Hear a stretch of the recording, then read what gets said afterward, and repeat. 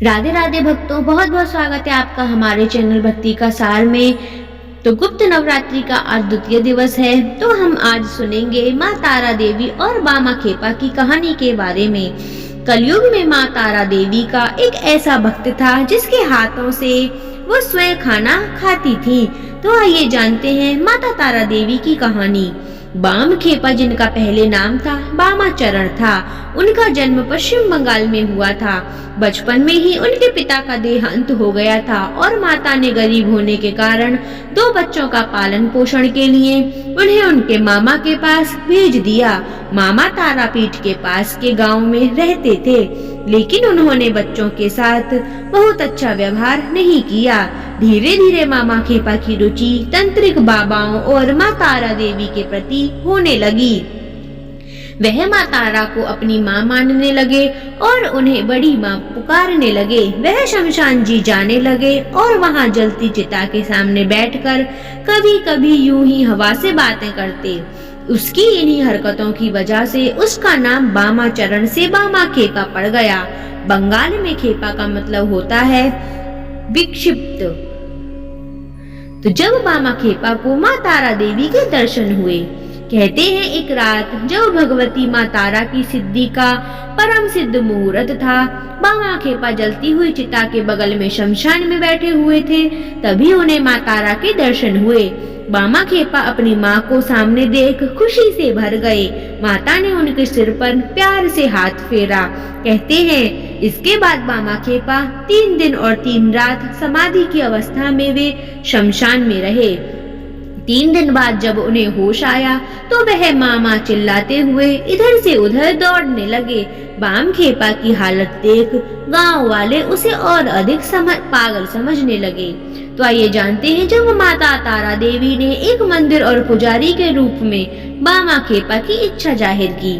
कुछ दिन बाद माँ तारा ने वहाँ की रानी जी से सपने में दर्शन दिए और कहा कि मेरे लिए एक मंदिर का निर्माण करो और बाम खेपा को उसका पुजारी बनाओ।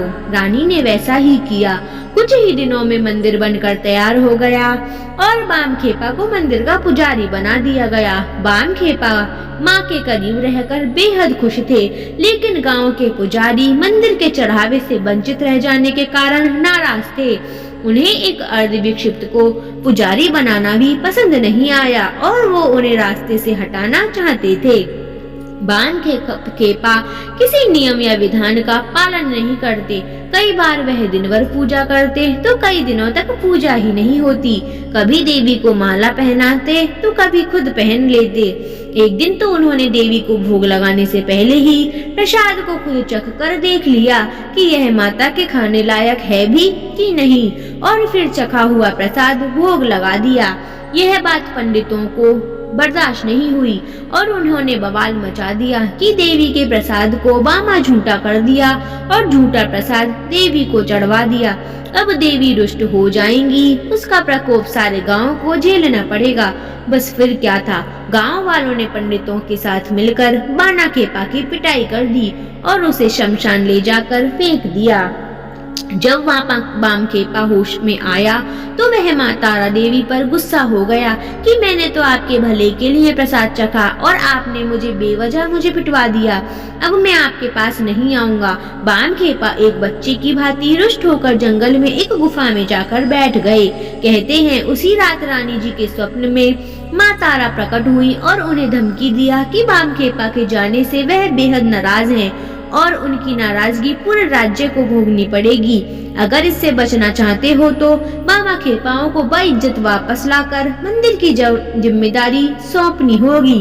रानी ने अगले दिन ही सारी बात पता लगाई और मंदिर से पंडितों को बाहर निकालकर मंदिर में प्रवेश बंदित कर दिया। उन्होंने बामा खेपाओं को तलाशने को कहा। बामा खेपा आने को राजी नहीं थे तो खुद रानी उन्हें एक बच्चे की तरह मनाकर वापस लेकर आई। रानी ने यह भी ऐलान किया कि अब इस मंदिर का पुजारी बामा खेपा है और उसका जैसी मर्जी होगी वह वैसी ही पूजा करेगा। कोई भी उसके मार्ग में आएगा तो वो दंड का भागी होगा। यह मंदिर बाम खेपा का है और माँ तारा भी बाम खेपा की है। तो आइए जानते हैं बामा खेपा से जुड़े चमत्कारों की कहानी के बारे में। तब से ऐसा माना जाता है कि माँ तारा खुद वामखेपा के हाथों से प्रसाद ग्रहण करती थी और मंदिर में पूजा कभी होती कभी नहीं होती। जब वामखेपा की माँ का निधन हो गया था तो नदी में बाढ़ आई हुई थी और वामखेपा जिद पर बैठ गए थे कि वह अपनी माँ का दाह संस्कार नदी पार कर बड़ी माँ तारा देवी के पास वाले शमशान में ही करेंगे। बाढ़ के उफान के कारण नदी पार करने से न केवल गांव वालों ने इनकार कर दिया बल्कि नाव वाले ने भी मना कर दिया। नाव वाले ने साफ इनकार कर दिया। बामा ने अपनी माता के शव को उठाया और खुद नदी पर चलते हुए उस पार पहुंच गए और वह अपनी मां का दाह संस्कार करके संपन्न हुआ। वामखेपा 20 गांवों को मृत्यु भोग कराना चाहते थे। गांव वाले जानते थे कि उनके पास तो वो 2 वक्त का भी भोजन नहीं है, फिर भी बात संभव नहीं हो सकती। इसीलिए किसी ने उनकी बात नहीं मानी तो वामखेपा ने स्वयं आसपास के 20 गांवों में हर किसी को मृत्यु भोज के लिए आमंत्रित कर लिया। सारे गांव वाले जब यह देखने के लिए तारापीठ पहुंचे तो यह पगला किस प्रकार से इतने सारे लोगों को मृत्यु भोज कराता है, तो उनके पश्चात आश्चर्य की सीमा नहीं रही। बैलगाड़ियों का पूरा एक काफिला मंदिर के पास पहुंच गया। अनाज और सब्जियों का ढेर लग गया। खाना बनना आरंभ हुआ तो हवाएं चलने लगी और जोरदार बारिश के आसार नजर आने लगे। वामखेपा अपनी जगह से उठे और जिस जगह पर श्राद्ध भोग होना था उस पूरे जगह में बांस के डंडे से एक घेरा बनाकर ढेर दिया। जब बारिश शुरू हुई तो घेरे के अंदर एक बूंद पानी नहीं गिरा।